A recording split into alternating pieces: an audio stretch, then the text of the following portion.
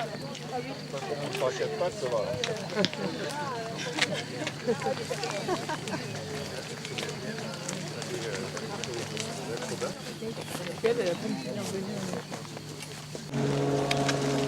comment vous allez vous alors? C'est une marche pour toutes les vocations que nous avons déjà reçues, donc en action de grâce, pour vraiment remercier tous ceux qui, dans notre cheminement, ont été la personne qui nous a permis d'avancer, de rencontrer le Christ plus profondément.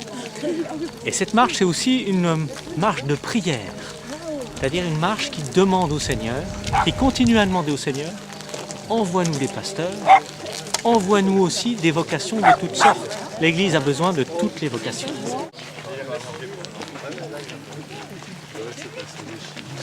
Merci.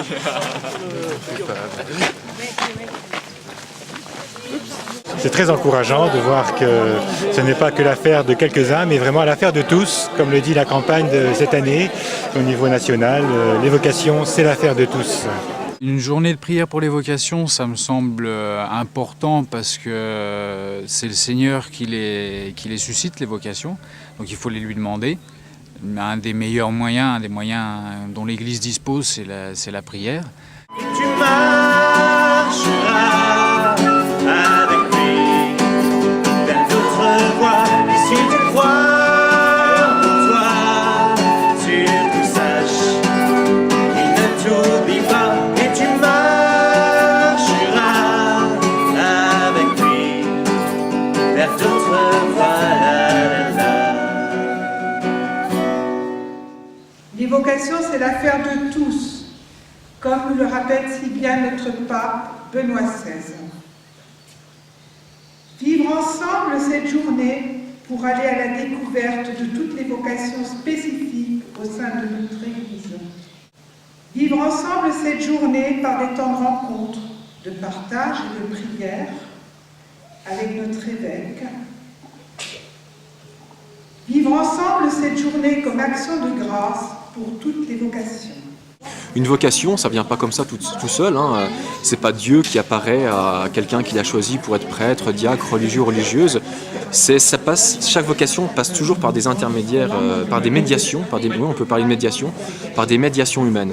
On est toujours marqué par des personnes que l'on rencontre, des prêtres, des diacres, des personnes engagées, des religieuses. Et c'est un peu en essayant de suivre leur exemple qu'on répond à la vocation que Dieu lance à chacun et à chacune d'entre nous. Une place à chacun. Accueillir, c'est laisser une place à chacun. Les enfants sont conduits à réfléchir sur le sens de réussir sa vie. Grande question, mais on va la décliner avec un conte qui s'appelle « Devine combien je t'aime ». On va le décliner avec des étoiles parce qu'il faut que la vie ait des lumières. Il y aura le témoignage d'un prêtre. C'est important de l'entendre dire sur le sens de sa vocation. Et puis un petit échange sur c'est quoi exactement réussir dans la vie. Est-ce que c'est ce qu'on voit à la télé, ce qu'on nous raconte? Est-ce que c'est vraiment ça? Qu'est-ce qui a du poids dans nos vies? Mais tout ça, bien sûr, avec le langage adapté aux enfants. Et puis on va faire ce petit bout de chemin ensemble, en famille aussi. C'est une vocation qui est une réponse à l'amour de Dieu.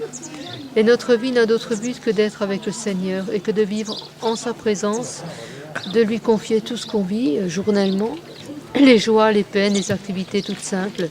Tout se déroule de façon très simple, simplement avec lui.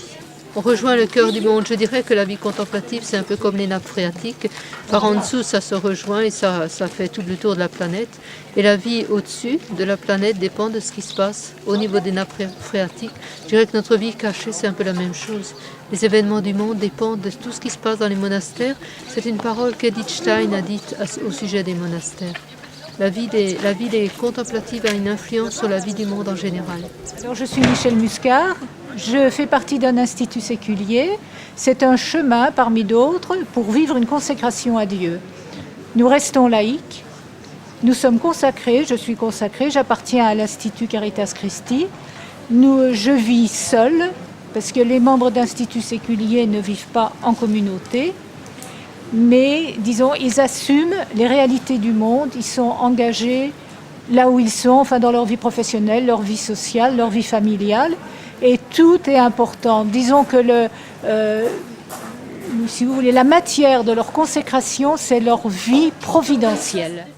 Certes, chaque baptisé est appelé par Dieu à tenir une place particulière dans l'Église et dans sa mission. En ce sens, les vocations sont multiples et bien plus nombreuses que celles qu'on appelle vocations spécifiques. Et il nous faut toutes les promouvoir afin que chacun puisse être pierre vivante dans le corps de l'Église. Nous sommes le corps du Christ, chacun de nous est un membre de ce corps, chacun reçoit la grâce